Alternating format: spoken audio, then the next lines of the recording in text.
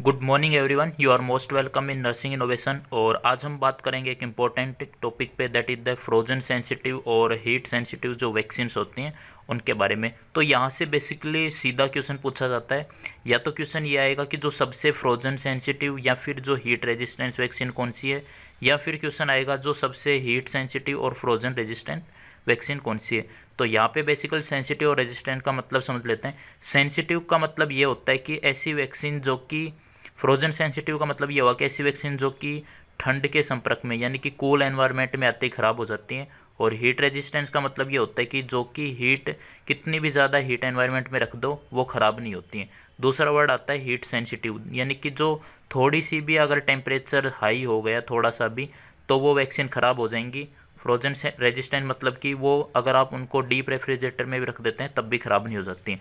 मतलब ये है, जो फ्रोजन रेजिस्टेंट होती हैं उनको फ्रीज़र में रखा जाता है, जो हीट सेंसिटिव फ्रोजन सेंसिटिव होती हैं उनको रखा जाता है 2 से 8 डिग्री टेम्परेचर पे। ऑलराइट, अब हम बात करने वाले हैं कि बेसिकली जो क्वेश्चन आपको पता चल गया कैसे पूछेंगे।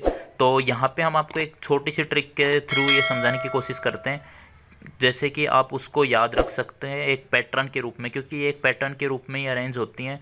और नॉरसेट 2022 के अंदर जो फर्स्ट शिफ्ट में था मेरा एग्ज़ाम, तो वहाँ पे भी यहाँ से एक क्वेश्चन आया था, तो वो भी मैं बताऊंगा कि वो किस तरीके से आया था और किस तरीके से उसके अंदर ऑप्शन सेट किए गए थे। तो अपने पास जो ट्रिक रहने वाली है वो है ओए मे बी PhD था।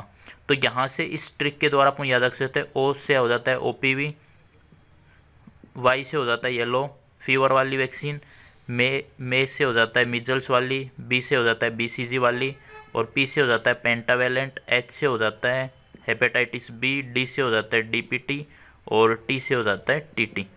तो इस तरीके से एक पैटर्न में होती हैं जो सबसे हीट सेंसिटिव होती है, और नीचे से स्टार्ट करनी है अपने को जो हीट सेंसिटिव वैक्सीन, और ऊपर की तरफ जानना है वो होती है फ्रोजन सेंसिटिव। और ये ट्रिक नीचे से ऊपर की तरफ चलेगी। ओए मे बी PhD था, अगर एग्जाम में क्वेश्चन आता है आपको इस ट्रिक को याद करके और इस पैटर्न के तरीके से अपने को जो उस क्वेश्चन के हिसाब से अपने को इसका आंसर निकालना होता है। ऑलराइट, अब मैं बात करने वाला हूँ जो फर्स्ट शिफ्ट के अंदर जो क्वेश्चन पूछा गया था वो था कि जो सबसे फ्रोजन सेंसिटिव यानी कि हीट रेजिस्टेंस वैक्सीन कौन सी होती है। तो वहाँ पे बेसिकली जो कंफ्यूज करने के लिए 2 ऑप्शन दिए गए थे, एक तो DPT भी दिया हुआ था और TT भी अलग से।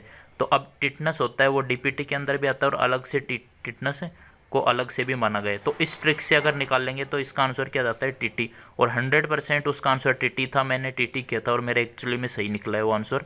ऑलराइट, तो इस तरीके से इस ट्रिक के थ्रू आप पूरे वैक्सीन्स को याद रख सकते हैं, हीट सेंसिटिव कौन सी है और फ्रोजन सेंसिटिव कौन सी है। आई थिंक आपको ये अच्छे से क्लियर हो चुका होगा। ठीक है, तो मिलते हैं नेक्स्ट टॉपिक में, तब तक के लिए wish you all the best and thanks for watching.